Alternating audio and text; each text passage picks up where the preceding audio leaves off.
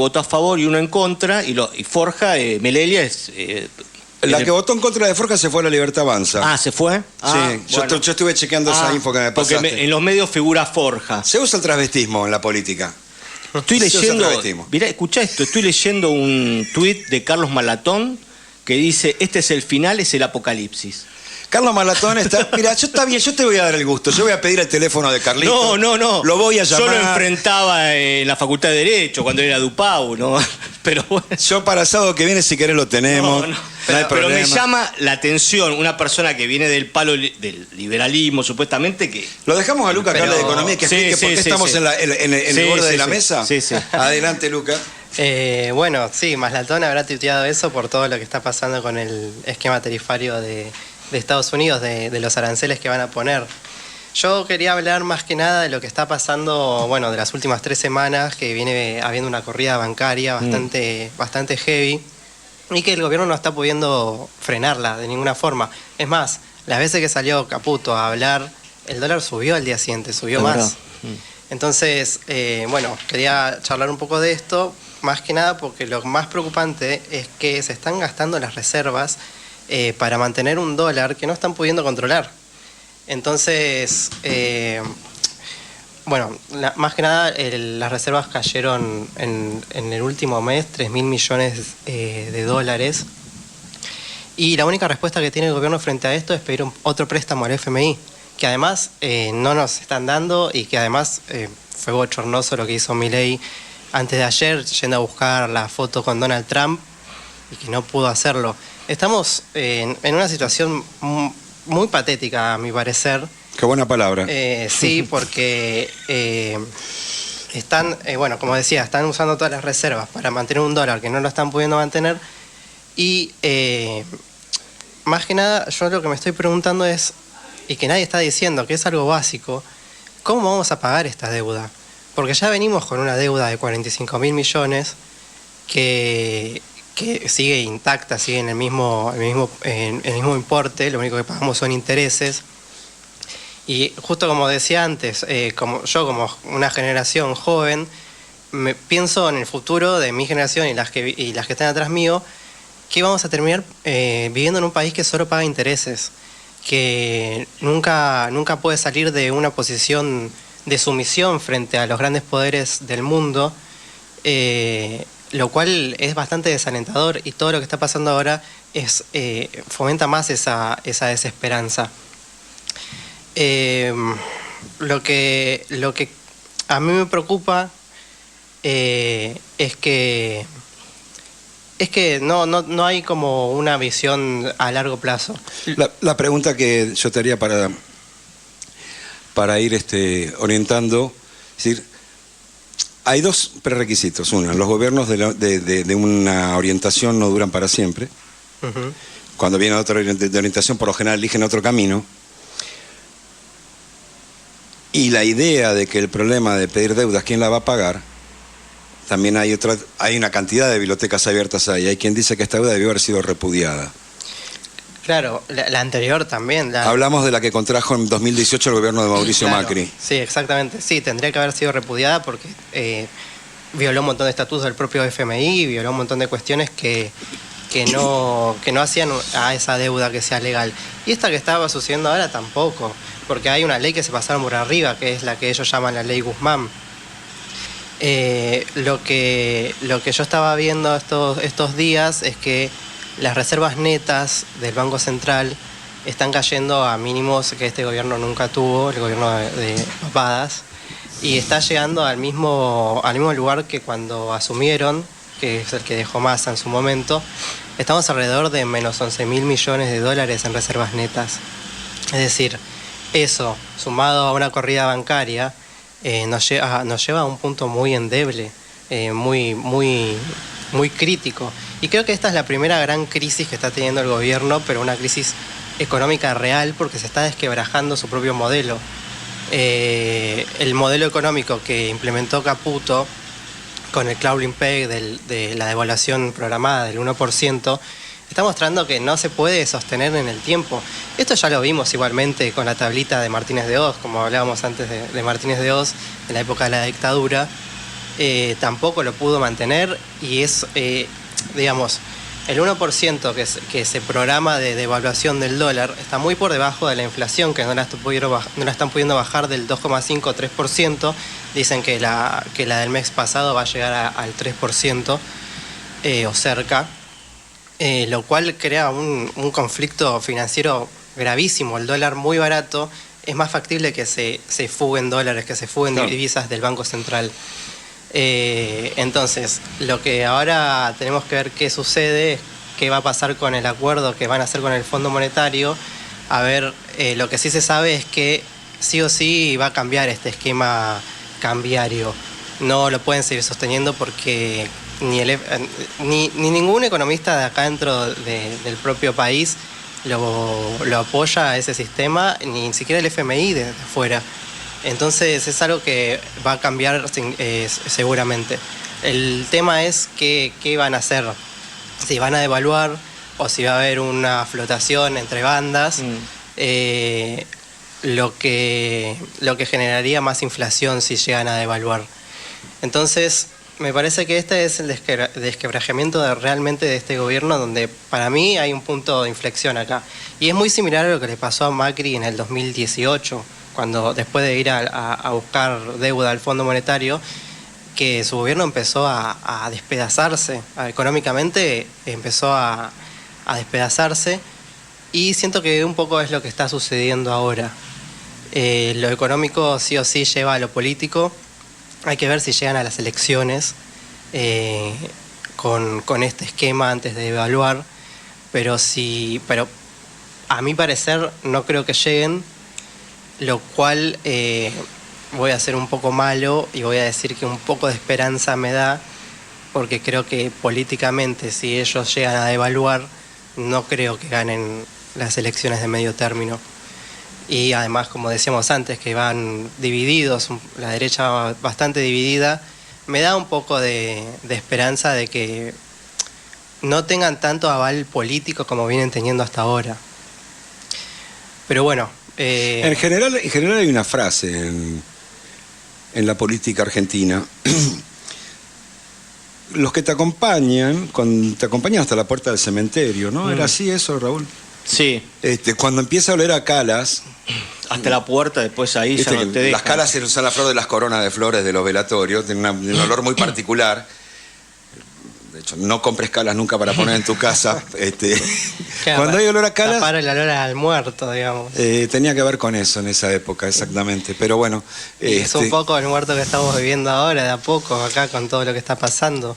La verdad que si la sociedad supiera exactamente que con suerte esto va a estar para el mes de mayo, y que yo no sé si te estoy escuchando, pero mirando lo que ocurre día a día, el goteo, la sangría y además la caída de depósitos de los particulares, la semana pasada 2 veces los bancos tuvieron que pedirle billete físico al Banco Central, ¿eh? Sí, ayer mismo. Ayer también. Ayer mismo también una parte fue de depósitos, si no me equivoco. Ok. Está hablando de una situación que tiene que aguantar capaz que 25 días hábiles más. Y esto que planteó Cavallo, digamos, la gente de los economistas del mismo palo, como Kachanowski, Cavallo, etcétera, están planteando duras críticas al plan económico actual. Sí, es increíble. Cómo se le han dado vuelta. Y Cavallo planteó de que se están utilizando los depósitos en dólares de la gente en los bancos para el Banco Central. ¿Sabés algo si esto es así? Porque sería un escándalo, sería un corralito, se va a venir... Sí, ¿no? Se están usando parte de los depósitos del Banco Central para mantener el esquema cambiario y para los pagos que el Banco Central tiene que hacer por las importaciones. Pensemos que por cada depósito en dólares que la gente hace en los bancos, el 50% está respaldado por el Banco Central. Claro. O sea, por cada dólar que una persona saca de los depósitos de su cuenta de ahorro, 50 centavos de dólar se van del Banco Central. Lo que está pasando ahora es que mucha gente está sacando sus depósitos, también eso hace que esté bajando las reservas que tiene el Banco Central, y al mismo tiempo se están utilizando reservas para mantener este esquema cambiario, que están tocando depósitos. Ahí es cuando se vuelve un poco más complejo la situación, Yo creo que estamos lejos de un corralito, hay varias instancias antes que quemar. Por suerte aprendimos como país, Argentina aprendió como país a partir del 2001, y me parece que para llegar a ese punto todavía falta. Hay que ver todavía qué sucede, como dije antes, con el acuerdo con el FMI. Eso creo que es muy importante, ver cuáles son las condiciones que ellos van a poner. Pero bueno, para llevar un poco de calma, igualmente el corralito está lejos. Hay una realidad, ¿no? Papada fue a verlo al Pato Donald, el Pato Donald no lo atendió, porque estaba ocupado, lo cual es razonable. Está bombardeando Medio Oriente, hay un quilombo en África de la hostia, y tiene que parar la guerra de Ucrania y cosas, y acaba de declarar la guerra comercial al planeta. ¿Voy bien, más o menos? Sí, literalmente eso es. Le encajó derecho de exportación a cualquiera que le quiera vender algo a Estados Unidos. Y cometió el error de hacerlo con China al 34%, que tiene el 20% de la deuda externa de Estados Unidos guardada. El 20% de los bonos de la Reserva Federal que emitió Estados Unidos durante los últimos 40 años están en Beijing. Son de los chinos, forman parte del Banco Central de China. Pero lo veremos. Yo lo que trato de imaginar, y por ahí voy a pedirte un poco más de reflexión, Luca, es esto. El secretario de Estado, el asesor principal para América Latina del presidente Pato Donald, Sí. es el señor Carone. Mauricio Carone, sí. El compañero Carone quería ser presidente del Banco Interamericano de Desarrollo durante el gobierno de Alberto. Lo cagamos. Ajá. Nuestro candidato, aunque te parezca ridículo, de Alberto, era Guillermo Francos, que había sido presidente del Banco Provincia cuando la gobernación de Scioli. No logró instalarlo a Guillermo Francos ahí, por suerte para la Argentina. Hay una naturaleza de que Alberto fue un personaje en el menemismo, de muy joven, y todos sus amigos anduvieron por ahí. Digo, se explica de alguna manera a toda esta gente. En su momento el Gustavo Vélez, digo, hay... Sí, él fue candidato con Caballo, cuando Caballo fue candidato a jefe de gobierno, él fue candidato a legislador. Todas esas cosas, digo, pero no importa. Más allá de la cuestión, Carone tiene un encono puntual con el jefe de gabinete. A su vez, en el Fondo Monetario tiene un encono particular con Caputo. Caputo les pidió la guita en el gobierno de Macri para solventar, corregime, ¿no? Sí. Para solventar las reservas, y se las dieron a los tipos que vinieron acá a hacer diferencia arancelaria. Y después perdieron las elecciones encima. Obviamente, hace también todas las cosas a la derecha, que después la terminan echando por 10 puntos de diferencia al que le gana, no por 1 o 2. Eso es histórico. El tema es que Carone dijo que quiere... ¿Bajo qué condiciones Estados Unidos apoyaría el pedido de dinero en el Fondo Monetario? Sí, lo peor es que ni siquiera dijo que lo va a apoyar, dijo que lo apoyaría solo si Argentina se alejase de China, de la deuda que tiene Argentina con China, que es el swap, que es parte de nuestras reservas del Banco Central, que son casi el 50% de nuestras reservas, son aproximadamente 19.000 millones de dólares. Que están en nuestras reservas, que forman parte del swap con China. Entonces hay una estrategia también geopolítica, no solo económica, y nosotros en este momento, en el mundo que está sucediendo la guerra que empezó Trump hacia el resto de los países, y al mismo tiempo nosotros en esta debilidad económica, yo siento que estamos en el peor momento con el peor presidente que nos podía haber tocado.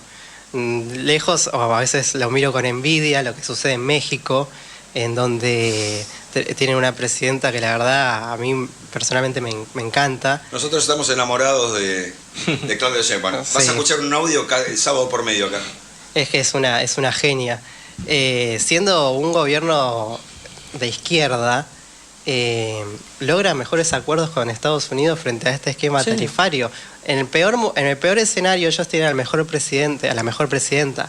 Nosotros en el peor escenario tenemos al peor, el que va a chuparle las medias, a hacerse un viaje para ir a sacarse una foto que ni siquiera puede sacarse.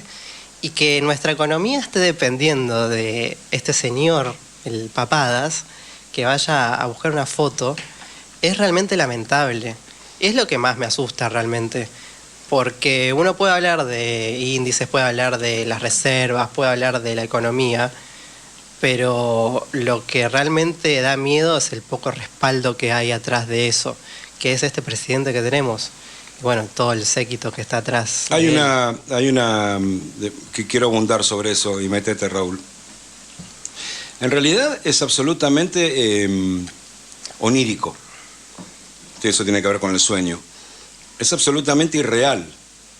Es el rey desnudo en serio.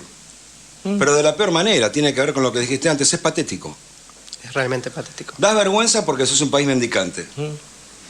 Pero das vergüenza porque permanentemente das señales hacia afuera de su misión y hacia dentro de un exitismo. Vos leés los titulares de los diarios especializados que obviamente tienen afinidad ideológica con el gobierno. Ámbito, parcialmente incluso que lo dije Guarino, pero que tiene muchos columnistas del mundo liberal, de la economía. Infobae, que es el megáfono. Sí. Tipos, tratan de leer lo que no existe. Sí, bueno. Tratan de decir que va a pasar tal cosa. Es lo que hace TN también y La Nación Más. Ayer a la tarde Brasil devaluó el real para enfrentar esta situación. 4 puntos, ¿voy bien? Sí, sí. No hay ningún boludo Lula en esto, lo conoce de memoria. Después aguanta la situación con más salario, con lo que fuera interna. Pero lo que no hace es quedar fuera de competencia. Ahora, descalzar a Brasil de Argentina a otro 4% de esta situación es terrible también para nuestra balanza bilateral, ¿no? Es también un tema que puede afectarnos y seguramente va a afectarnos.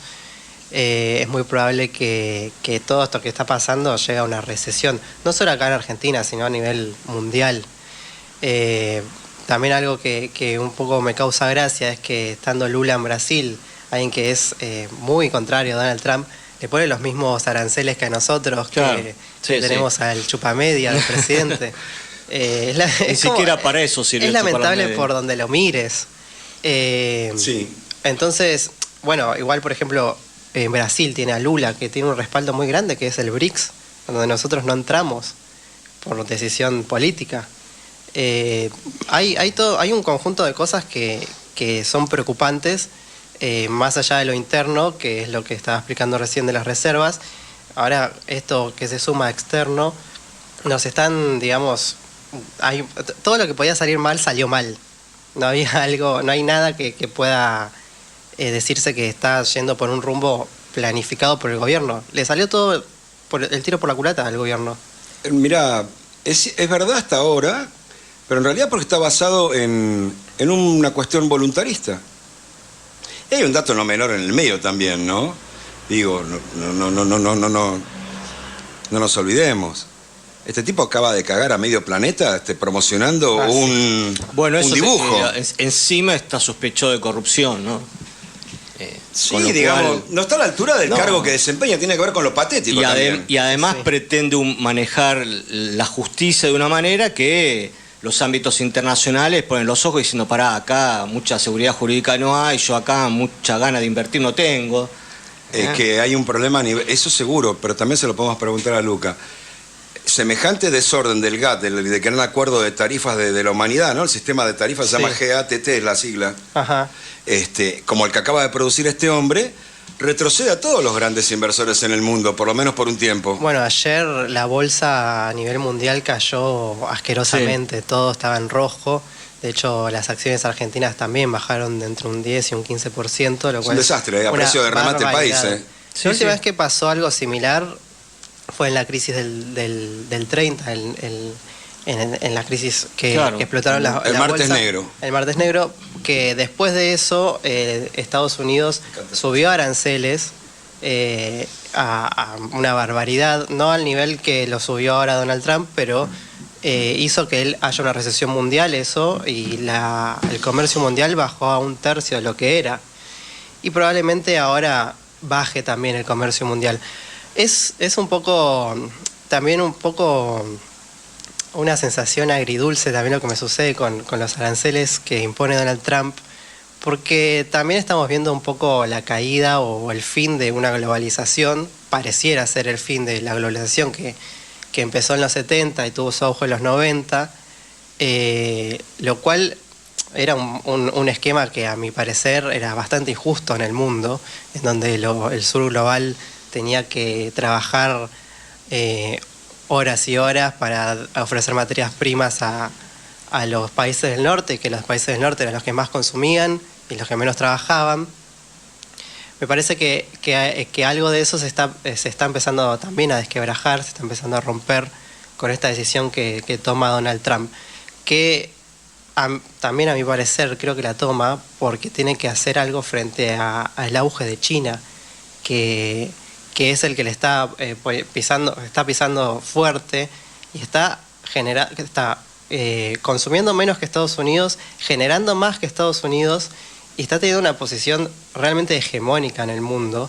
Donald Trump frente a esto, esta es la decisión drástica que tomó, pero para mí se está pegando un tiro a él mismo. Porque es lo que vos decís, muchos van a terminar negociando con China al no poder vender los productos a Estados Unidos, ¿no? Claro, que además... Y China va a poner la regla de juego internacional.